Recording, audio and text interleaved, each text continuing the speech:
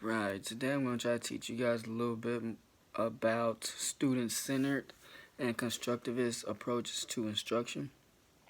We learned about this in chapter 8. One thing that every teacher should understand is that they cannot give a student knowledge. Now, when I first heard that statement, it actually kind of threw me for a loop. I really didn't understand it because I was thinking to myself, if I can't give a student knowledge, what exactly am I doing in a classroom? Uh, After I continued reading, I finally found out what exactly that statement meant. That statement meant basically students must construct knowledge in their own mind. That basically means that it is up to them to really learn what is being taught to them. We can't make them learn it, but it's actually up to them. So what exactly is constructivist theory? It is the idea that learners must individually discover and transfer complex information if they are to make it their own. Constructivist theory sees learners as constantly checking new information against old rules and then revising rules when they no longer work. Since there is so much emphasis on students as active learners, constructivist strategies are often called student-centered instructions. During a student-centered instruction, basically a teacher will become more of a guide to the side type of person instead of being the sage on the stage person instead. So it's really allowing the teacher to not be the main focus point of learning. Uh, so how does this tie in with social learning?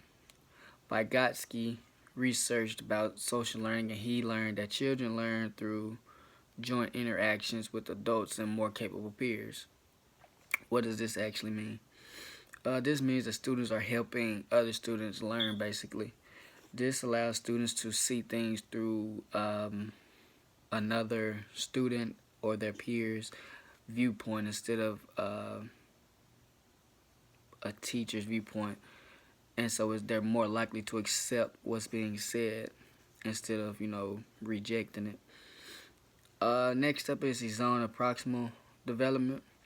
Children learn best the concepts that are in their zones of proximal development. So what exactly is the zone of proximal development? It is the range of tasks the child might not be able to learn alone, but is capable of learning with assistance of peers and also adults. An example of this is a student being able to add and subtract with no problem at all, but then they don't know how to round up and down. So as long as they're trying to do it by themselves, they can't. But when they have assistance from their peers or another adult, they're capable of actually doing it. So Vygotsky had another concept that derived from him as well. This concept put emphasis on the social learning and the zone of proximal development, and it was called the cognitive apprenticeship. So what is the concept and what does it mean?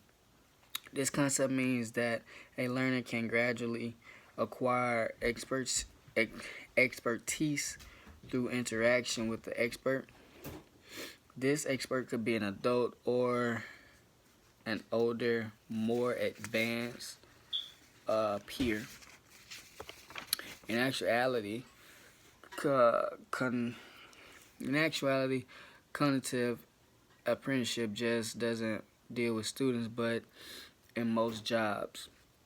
A new employee is usually following behind somebody that's been there for a while or considered an expert of that specific job, and so they're following behind them, learning the job and how things go. So that expert will probably give models, give feedback on how things work whenever the new employee has questions and is wondering how to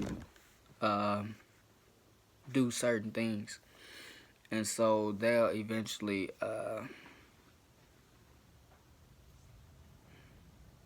eventually start socializing with the new worker, the norms, and the behaviors of the profession.